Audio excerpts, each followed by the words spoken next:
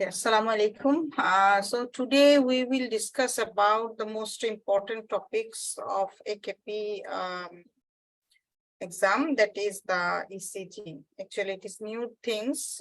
It's like different from part 1 exam. So for the part 2 exam, we have to know the ECG very well. And I want to share with you that for the AKP exam, we have to read, first of all, we should take care that your most important things is recall sample paper along with FOB case book, AKP case book, and there is another master course book that is published by the MRCPCH, and along with we have to be for my students, they will read some PDF. So if they read the topic wise PDF, so everything you do not have to go. But remember, it's very old fashioned survival guide and many others book that has actually that has no updated version. So don't go for this, rather confine it, and then you will find the exam very easy. And regarding ECG, I want to say that it's actually ECG can come in the exam by two ways. One is only they will give ECG. Okay, so another things with some like problematic ECG, of course, not a normal ECG, and you have to make the diagnosis and some investigation. Sometimes they ask along with the diagnosis as a part of EMQ exam, EMQ question types. And another way is their ECG could be there along, they will give some scenario. So if they give you by this way, like some scenarios and then ECG, then you can predict what disease it could be. It could be helpful, but without any scenario, the ECG could be. So you have to know the ECG very well. Otherwise, you will be confused. Okay. If you don't know, then not every time your scenario will help. So ECG is very big, huge topic, but here I want to say that for like exam way, we will proceed. Okay, we will proceed by the exam way. That means which things are commonly asked in the exam, we will discuss along with this. Okay, so that the exam will be easy for you. And another things is pediatric guideline. Okay, if you see the pediatric guideline, there is 3 to 4 pages are there. You can go through this, but not everything you have to read. Okay, like not everything memorization is not required. So if you just follow me, you can understand what is the things and how we have to do this. Okay, just follow me. Okay, give me just 1 minute.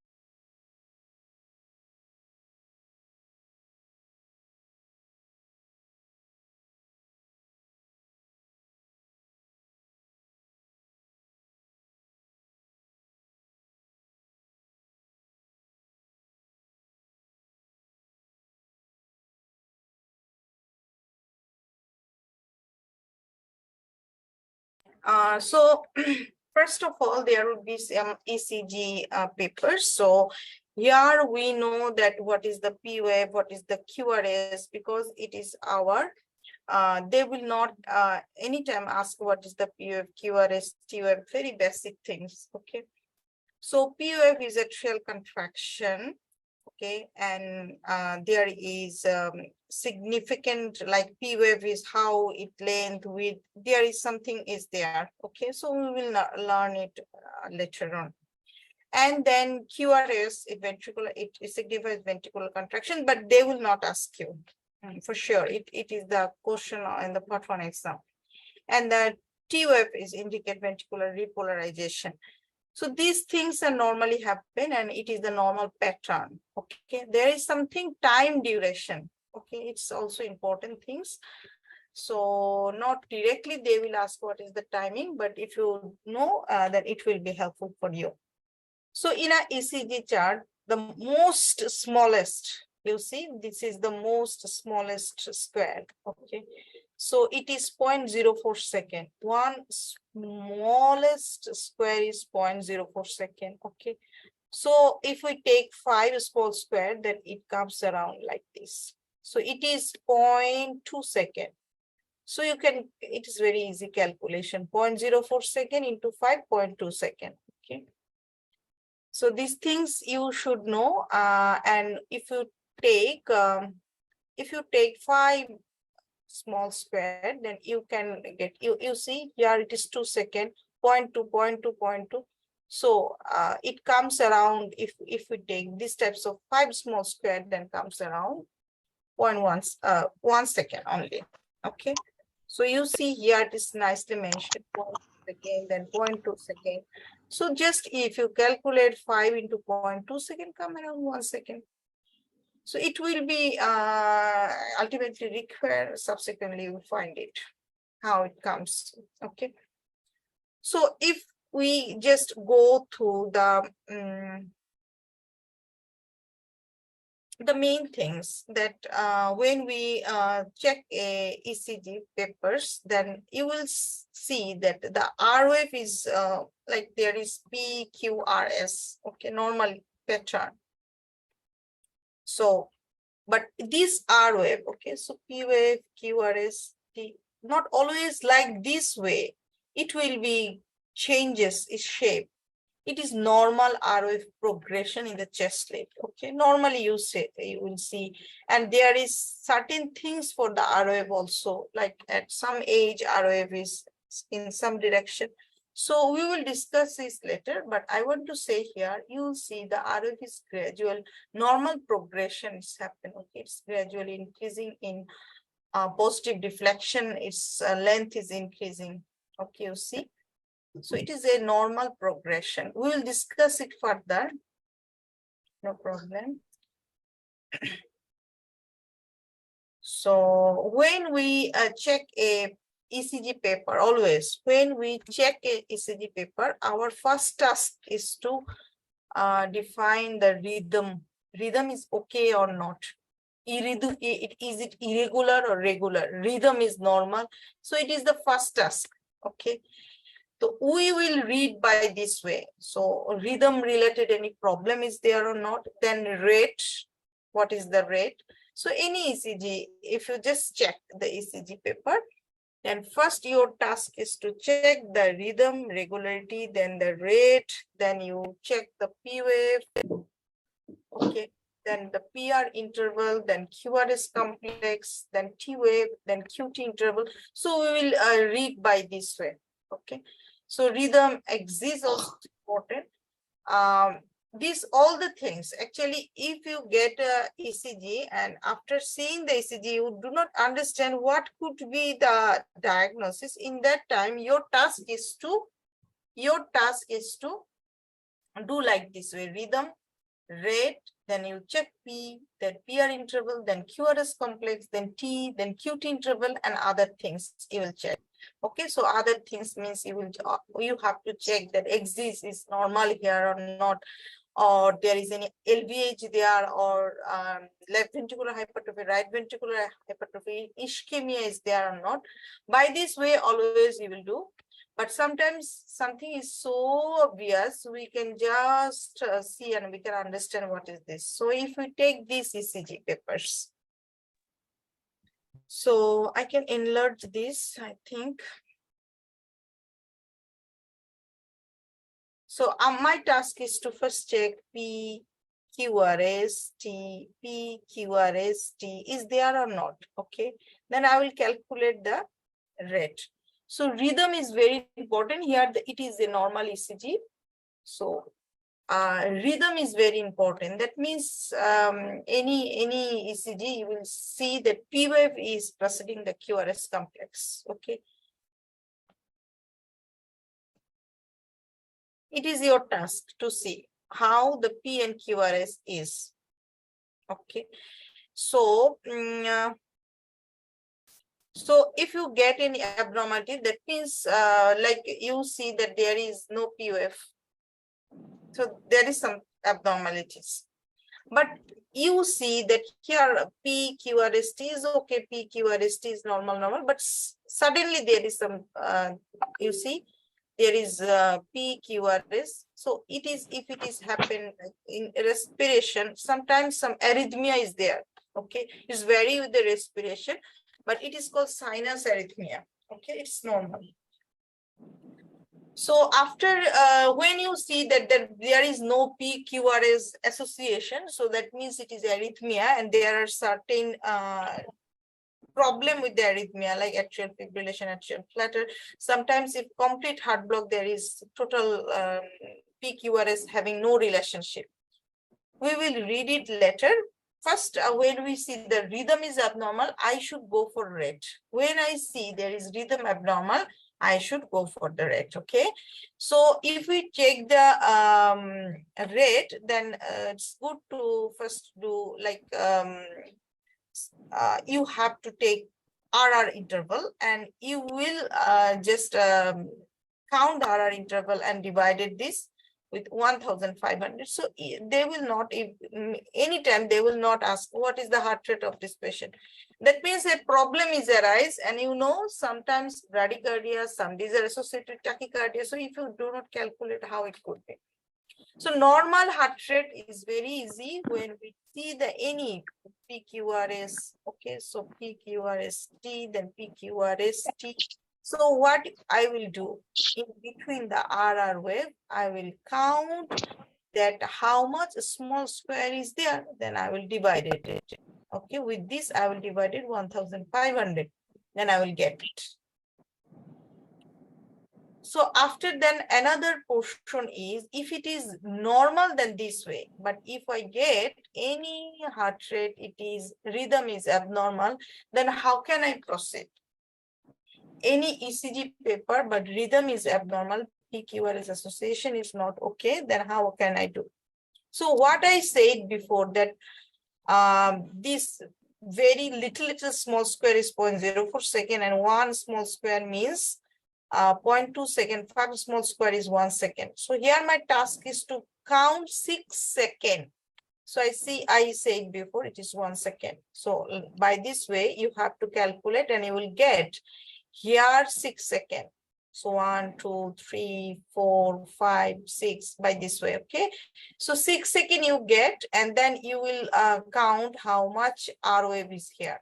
So here 8 R wave. So you will calculate by 8 into 6 seconds. Okay. So 8 into 10. Within 6 seconds, you get 8 R. So your heart rate is 80. Okay. Get it? So suppose you get a patient of tachycardia. So how the tachycardia could be? It could be different causes of tachycardia, mostly sinus tachycardia. If you just get tachycardia, there is no any other problem. You get only tachycardia, so it is a sinus tachycardia. And there are different things. Supraventricular tachycardia, very important for our exam. We'll discuss it later. There is some bradycardia related.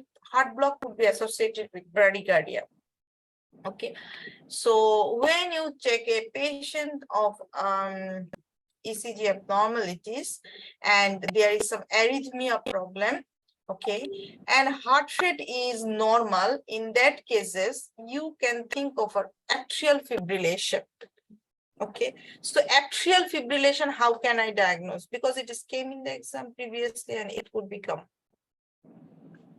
So you will get your ECG, like there is many things, everyone said that there is rhythm abnormality. I already said you that is irregular rhythm is there. You see, it is not very clear here, but RR wave difference is different. Okay, so you can say that there is, it is variable.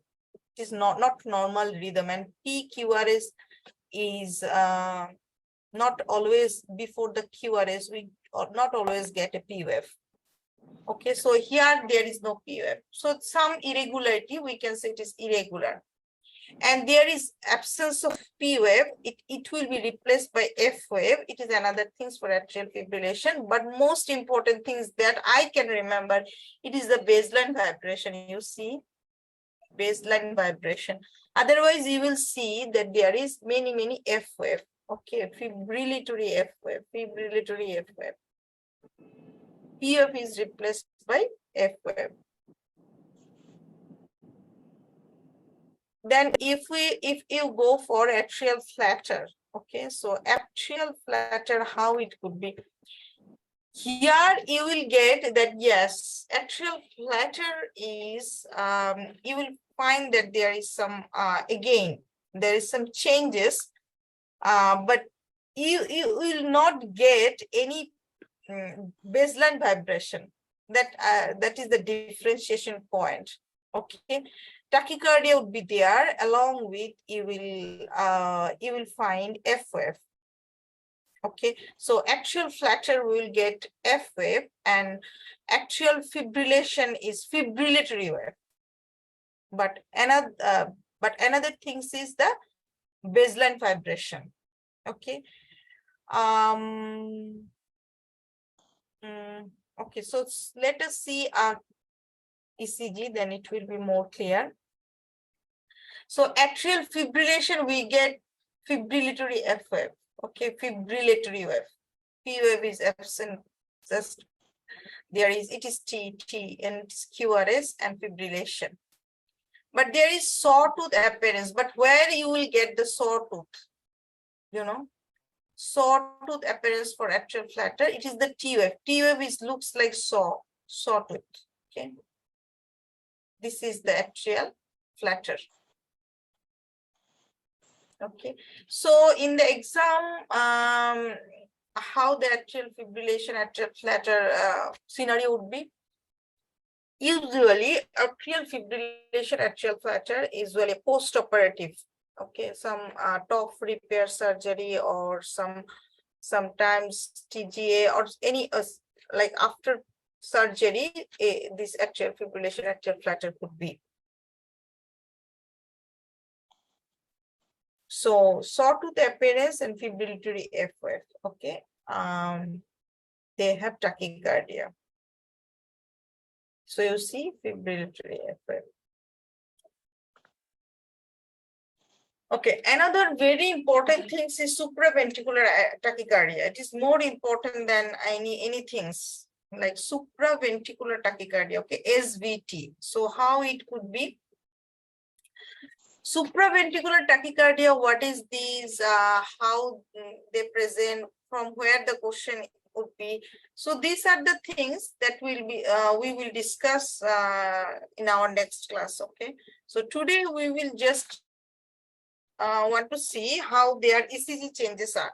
But remember, here tachycardia would be there, so more than 200 heart rate, like atrial fibrillation and atrial flutter, there would be very narrow QRS complex. P wave is absent. So P wave is absent, already we said it. Any other cases also, atrial fibrillation also there is no P wave, but here you see also narrow QRS complex, only narrow QRS complex, and there is no scope of P wave like this. Okay, this is the main point. Otherwise, if you have to see that, is it normal tachycardia or like sinus tachycardia or other things? Sinus tachycardia, there will be P wave. Okay, so it is the main things. Actually, we were discussed about the rates. Some persons have joined lately. So we are discussed about the ECG, basic ECG we discussed, and we said that yes, if we want to see the ECG, we have to first check how is their rhythm. PQRS is appropriate or not. Rhythm abnormality could be associated with many things, but we are first discuss about atrial fibrillation, atrial flutter. Then it comes to the sinus tachycardia, then supraventricular tachycardia. Okay, and we comes to the ventricular tachycardia. Okay, another thing is ventricular tachycardia, but is very unusual to give in the exam. Pediatric exam, it is also very much unusual. You see just QRS here. So we said that P wave and QRS is narrow supraventricular tachycardia, like no P wave. It is the just you will say QRS. So just like this. But here QRS would be very big. Okay. So it is the ventricular tachycardia. Actually, it is very rare in the pediatric age group, but after surgery, VT could be, and especially electrolyte imbalance. Okay.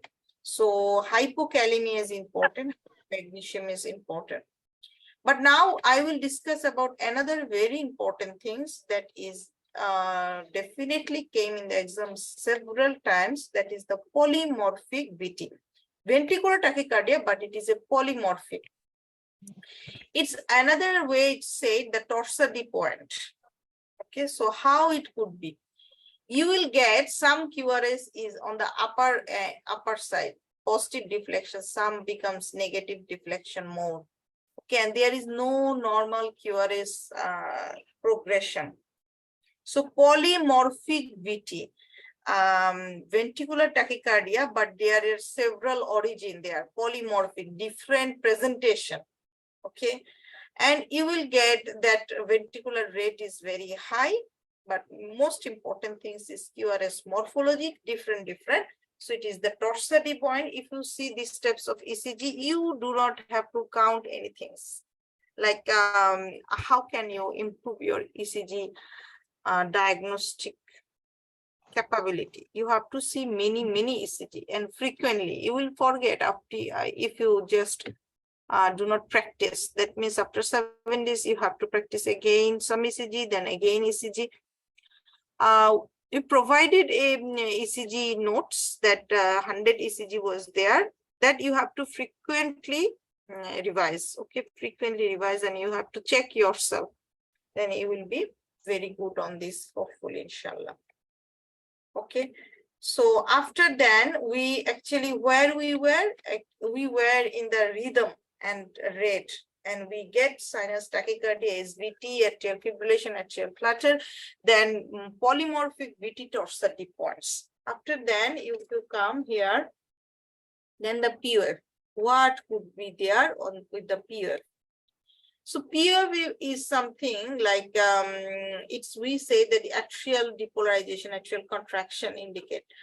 So from the POF, we can understand most importantly two things. One is left atrial enlargement, another is right atrial enlargement. Actually, our task is to understand from the POF. When we see the POF, we have to think here, I will check two things, POF morphology, and it is associated with left and right atrial enlargement. How can we differentiate it? So we will go for lead 2 and lead V1. Okay, so I said always that left atrial enlargement means it is wide P. Okay, so you see wide P. So they said 120 millisecond, more than 120 millisecond. So remember when I say that it is 0.04 second, that means 40 millisecond.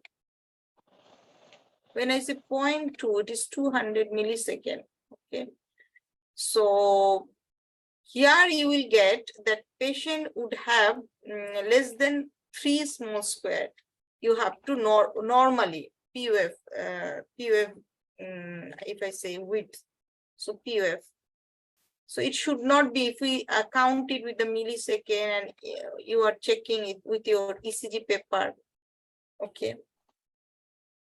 So you have to check it that it should be less than, so if you take very small square, then the smallest square, the smallest square is 200 millisecond. So up to 3 smallest square it should be. POF should be so tiny, okay? But if you get it wide and there is, you see here, okay, so it is mitral, M-shaped, P mitral, it is called left atrial enlargement, okay, and also negative deflection is more than 1 small square, okay. So it is one thing, but right atrial enlargement, it will be more peaked, okay. So the POF here you see more peaked, more than 2.5 milli, if here it is written millimole, so more than 2.5 millimole. Okay, so more than 2.5 small square. And here also V1, it is more than 1 small square, its length. So mainly just remember PF is right atrial enlargement means it's long, left atrial enlargement width is more, and P mitral you should remember. So let us check.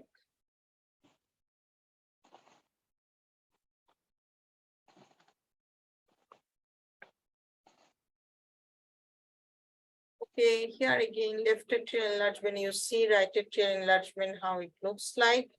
Okay. So here, can you say here what happened? Prematurely, what does it mean? It is, what does it mean? Prematurely, if they are the steps of left or right atrial enlargement. Tell me, write it in your chat box.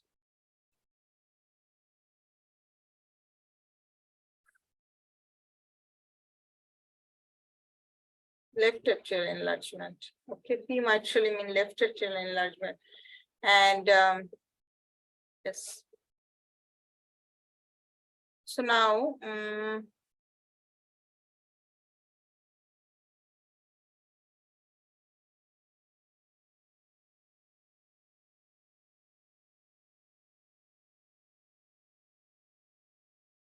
okay, so I want to say here, so what is it?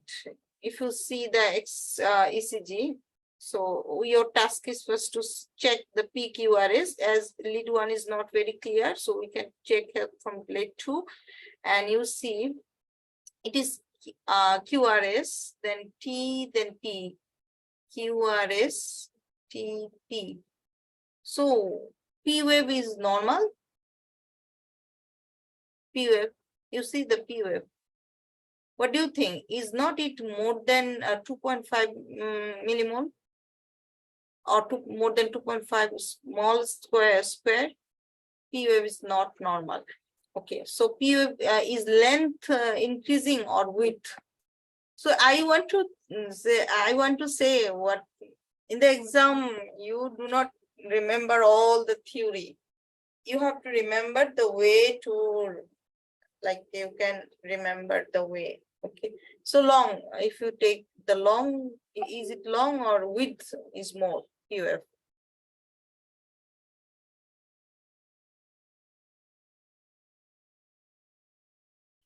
So is it right atrial enlargement or left atrial enlargement? Just say me.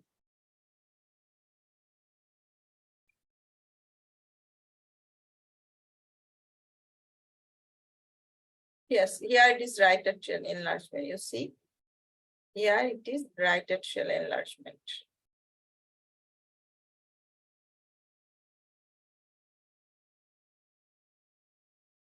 So left atrial enlargement you see, right atrial enlargement you see, but you have to know something more, that actually when the right atrial enlargement is there, when left atrial enlargement is there, right atrial enlargement is all the diseases of right-sided, problem with the right-sided. Okay, so pulmonary trunk is here. Problem is what is, they have pulmonary stenosis.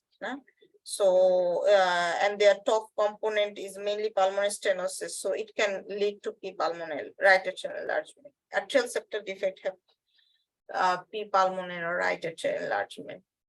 Kyphoscoliosis have same type of problem. COPD have same type of problem. Interstitial lung disease, so right-sided problem. Okay, any so kyphoscoliosis, they have actually problem is lungs. They having problem with the lungs. Okay, respiration is affected, and ultimately it leads to right side heart problem, and you will get P pulmonale or right atrial enlargement sometimes. Okay. So remember these things. Cyanotic heart disease is here. A left atrial enlargement, all the causes which lead to the left ventricular enlargement, left ventricular hypertrophy. Okay, and all in that cases you can get it.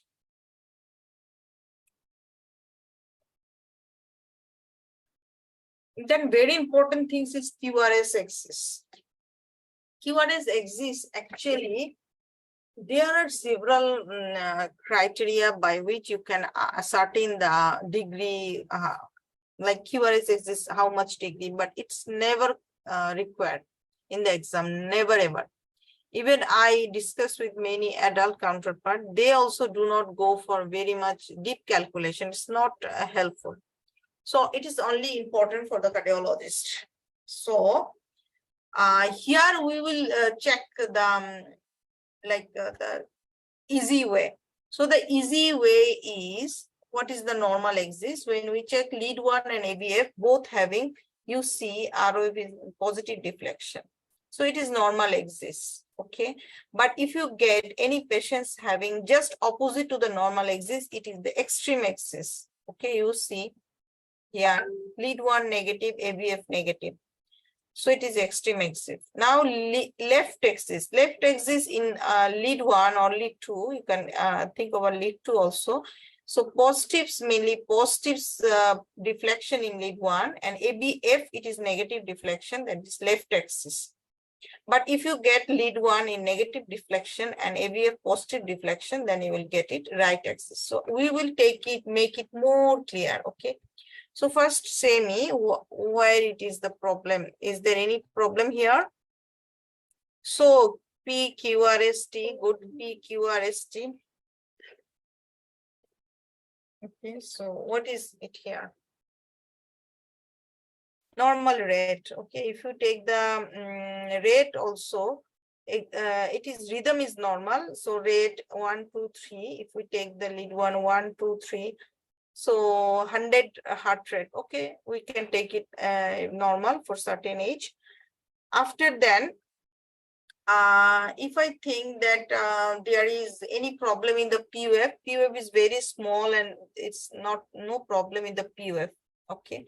Now QRS. When I said before that some problem could be there. So how can we do? QRS axis. So I have to check the QRS axis. So is it normal axis or it is abnormal axis? So QRS axis in lead 1 positive deflection and ABF, it is negative deflection.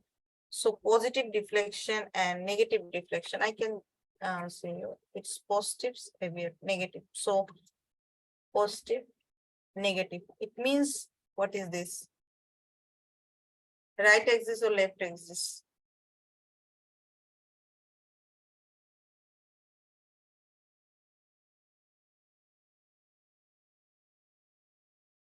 Anyone other than Dr. Bhawan?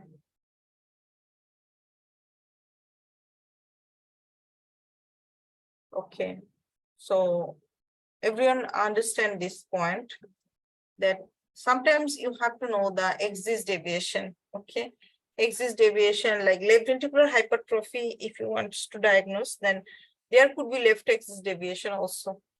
So left axis deviation, if there, then it would, you become more confident with left ventricular hypertrophy. Okay, so left axis deviation, here it is because positives are negative. So you see positives are euphasic, means equal distance, and negative means S wave is more prolonged. One things I maybe don't say you before. So in a ECG paper, first positive deflection is you take PUF, okay, and then QRS. But here, first negative deflection is Q, okay. So slightly it goes below and then comes. So it is the QF, and then ROF. ROF is, then it comes positively. Then first, after the first negative deflection, second negative deflection is S wave. Okay. So if something happen like R wave comes like this way, then it is RSR pattern. Okay. So we will discuss the RSR pattern later, but first of all, you see that S wave, how it is negative deflection. So PQR here, R is very small and S wave is it is the second negative deflection. Here S wave is larger, so it is negative.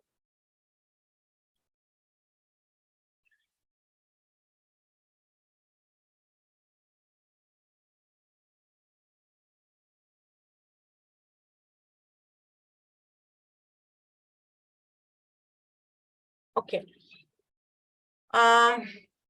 So it is again same things, but it's very helpful. You see, normal exists, how it could be, everything will be positive deflection.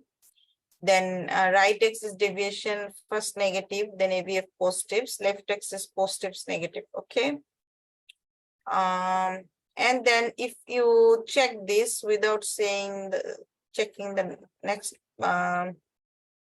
just below part, you see how can you define it?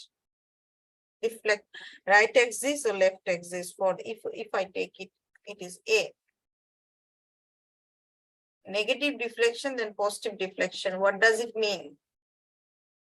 What axis deviation it is?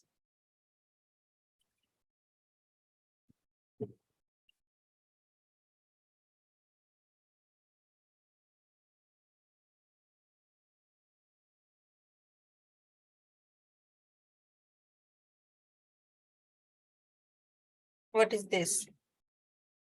For A. Yes, left axis deviation. Where? For A, it is left axis deviation. You want to say?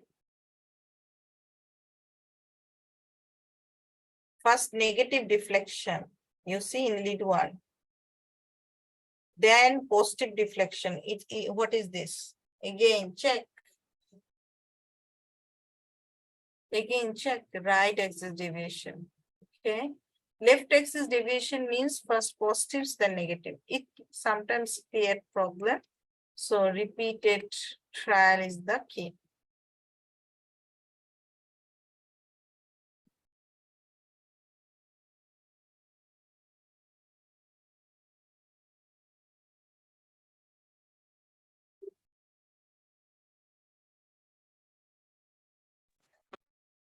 So again, cause is never ask you what is this cause, but you should know why the right axis deviation. Any problem with the right ventricle, right atrial hypertrophy, phallus, emphysema, cord pulmonary, kyphoscoliosis, anything with the related with the right-sided problem, right axis deviation. Left-sided problem, left axis deviation. Simple rule. Okay. But there is something called superior axis deviation, extreme axis. ABSD is a classical example of superior axis deviation.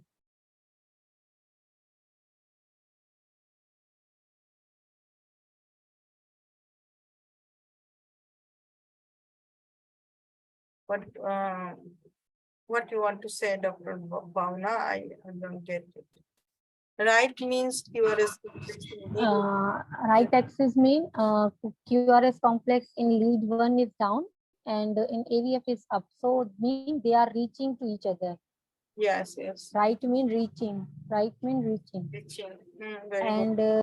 left axis mean QRS up, complex in lead one is up and AVF is down.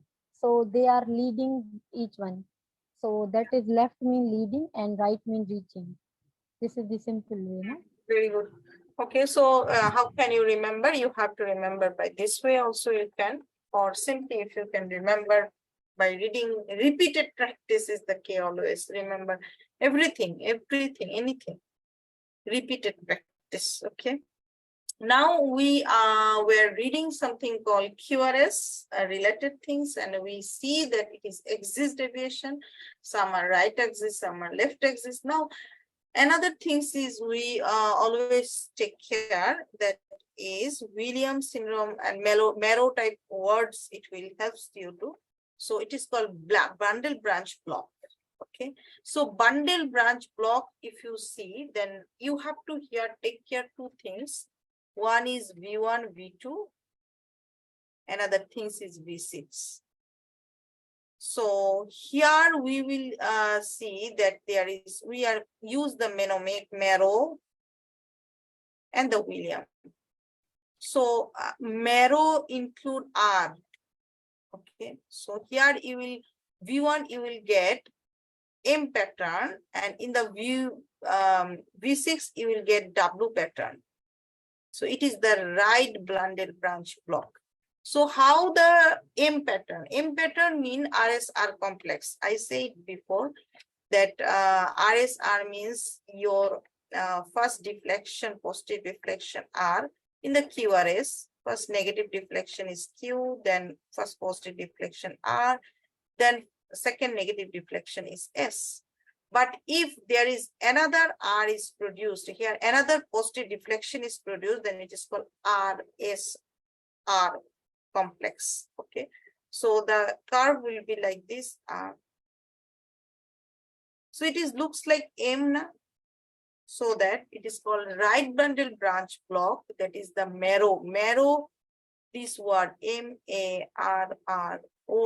So here marrow R is there. So here M pattern you will get V1 in V2 RSR complex looks like M pattern in V1. Okay, but in V6 you will get W pattern. That means here it is like broad and deep S. So it is the main things. Okay, it is the main things.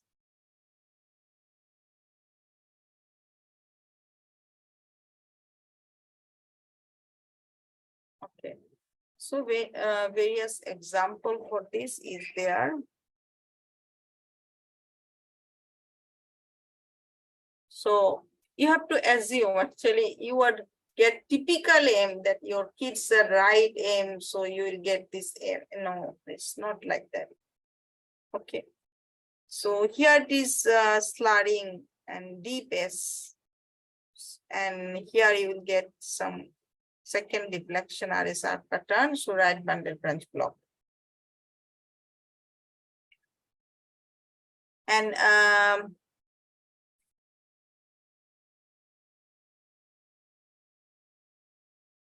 so here left bundle branch block example. Okay, so left bundle branch block is just opposite to the right bundle branch block. Okay, so here you will get the RSR pattern or M pattern in the V6. Okay, and W pattern, William, W pattern you will get in the V1. Okay, so it is the classical example of left bundle branch block. Sometimes it is needed. Okay, in the ECG paper, if they give us some example, then it would be helpful for us. Otherwise, it will be difficult for us. So it is left bundle branch block. If you get these types of things. So you see M in V1, so marrow, okay, and W, William, L for left is there. So marrow include R, so it is right bundle branch block, and W include L, it is left bundle branch block. William, left bundle branch block, marrow, right bundle branch block. Okay, so here important things you should remember that when there is a wide QRS complex, so you cannot comment on the axis.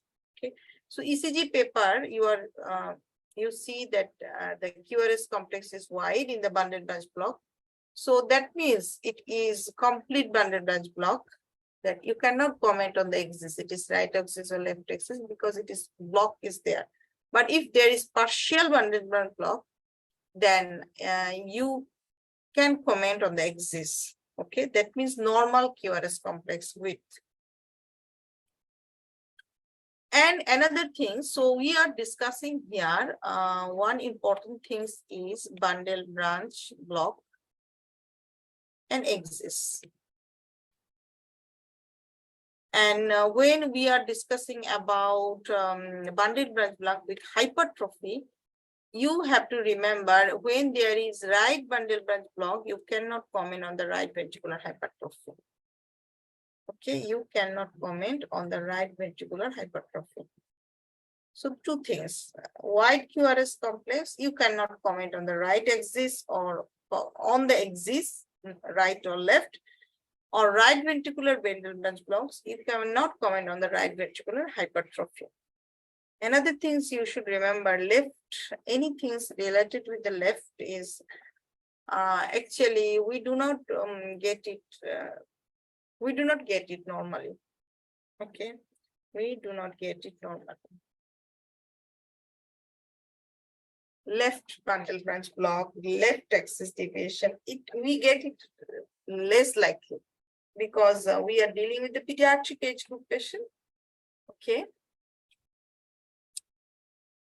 Then if we go for T-wave, so T-wave is, so we completed QRS, very good.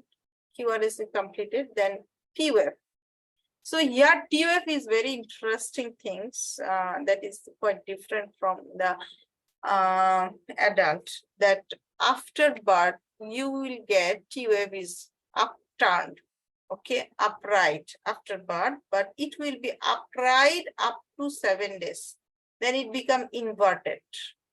Okay, so more than 7 days you will get it inverted way, and it will be remain inverted up to 7 years. In some books written, some books it is written 10 years. So 7 days to 7 years it is inverted.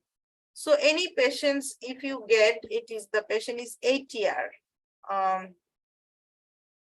so that times you can get it upright. Okay, but if I say it is 8 day, but the patient 8 day, okay, but you get your patient is still uprighted T-wave. So what does it mean?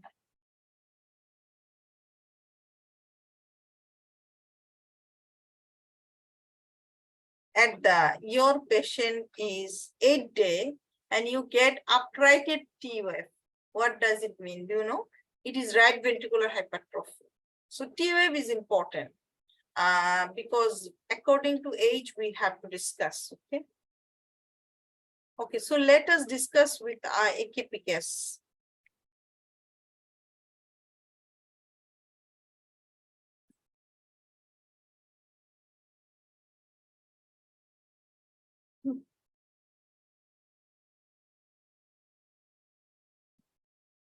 Okay, so let us see. The ECG was recorded from 7-year-old boy who born in Sudan and has recently moved with his parents to the UK. His parents report that he was first noted to have a heart murmur at 6 weeks of age, but he has not undergone surgery. So what do you think? Which of the following abnormalities sees on the ECG? So in the AKP, you can answer 2 questions, 3 answer, 2 answer, multiple answer could be. It's not you have to choose always one answer. So in the question paper, it is written that you have to choose 2 answers. Sometimes it is written 3 answer. Okay, so you have to choose like this.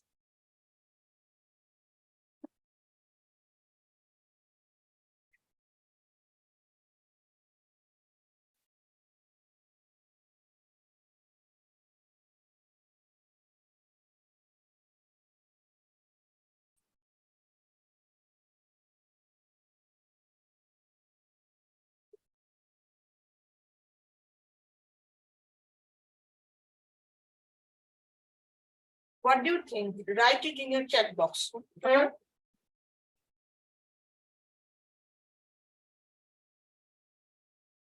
What did you say? That 7-year-old boy, heart murmur at 6 weeks and has not undergone any surgery.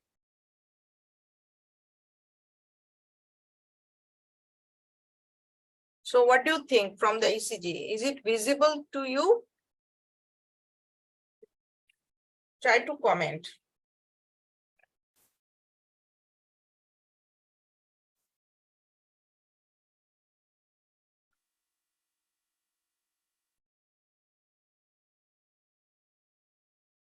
Okay, so you see first P, QRST, P, QRST, no rhythm abnormalities. And approximately, I do not say any rate abnormalities. Then QRS and exists if we consider, then lead 1 having upright and lead ABF having downwards. So opposite side, left axis deviation. Okay. Okay, I agree, left axis deviation. After then, we see that we were discussing about QRS related bundle branch block. Any bundle branch block is there?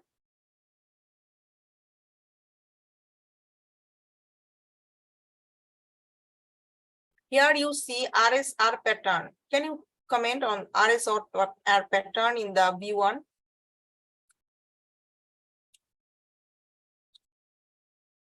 If ST depression is not here, okay.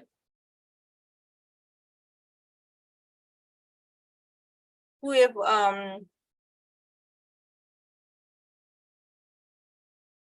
ST depression where we will see it is we will check when we discuss, we will discuss with ST depression, no problem.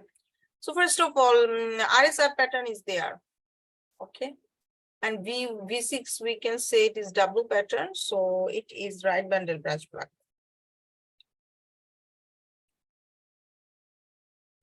So any patient who having left axis deviation but right bundle branch block, what does it mean?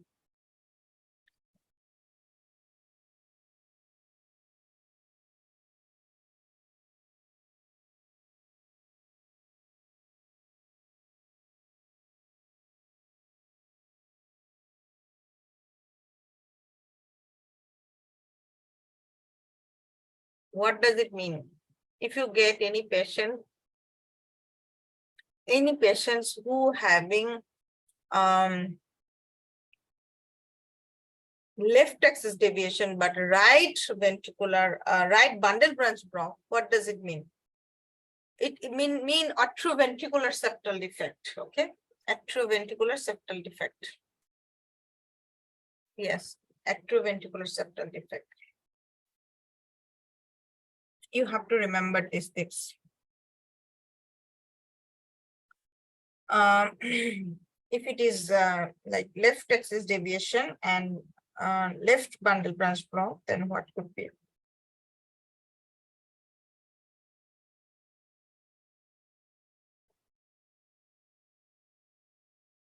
Left ventricular hypertrophy could be like left axis deviation, left bundle branch blocks sometimes, but we cannot comment always. We say that we cannot comment on the hypertrophy. Okay. So we cannot comment on the right ventricular hypertrophy. I already said it, that when there is axis deviation, we cannot comment on the ventricular hypertrophy.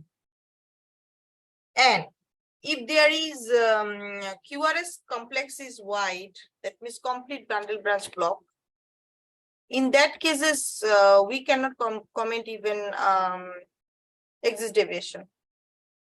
But here, axis deviation you can comment because it is not wide QRS complex, narrow QRS complex. That means block is not complete block.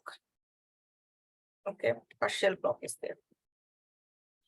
Another thing is, if I say that it is right axis deviation, right bundle branch block, not left axis deviation. It is here left axis, but I said it is right axis deviation, like you are seeing a ECG where right axis deviation and right bundle branch block.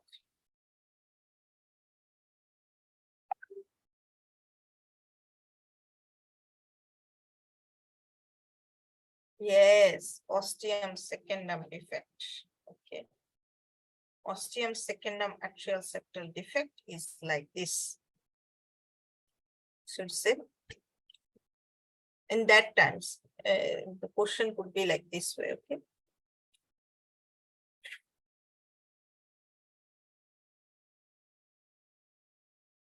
After then, there are something called tall TF, cos, flat TF.